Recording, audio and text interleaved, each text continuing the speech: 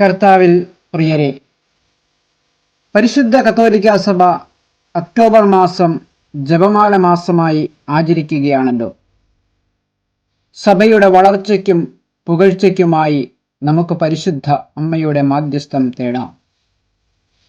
വിശുദ്ധ പാദ്രി പിയോ തൻ്റെ ജീവിതത്തിൽ ഒരു ദിവസം 40ഓളം ജപമാല ചൊല്ലുമായിരുന്നു എന്ന് തൻ്റെ ജീവിതചരിത്രം പഠിപ്പിക്കുന്നു. കാലഘട്ടത്തിൻ്റെ തിന്മകളെ അതിജീവിക്കുവാൻ കരുത്തു നൽകുന്ന ആയുധമാണ് ജപമാലയും വിശുദ്ധ കുർബാനയും. കർത്താവിൻ്റെ അമ്മ നമ്മുടെയും അമ്മയാണ്.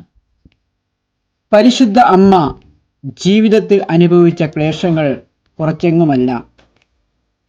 വിവാഹ നിശ്ചയം കഴിഞ്ഞിരിക്കെ അവൾ ഗർഭിണിയാണെന്നുള്ള വിവരം, അതുമായി ബന്ധപ്പെട്ട് ഈജിപ്തിലേക്കുള്ള പലായനം, തലചായ്ക്കാൻ ഇടമില്ലാതിരുന്നപ്പോൾ കാലിത്തൊഴുത്തിൽ അഭയം തേടിയവൾ, ഈ വേദനകളൊക്കെ സഹിച്ച് സ്വീകരിച്ചപ്പോൾ സാധാരണ സ്ത്രീ ഒരു പരിശുദ്ധ അമ്മയായി മാറി.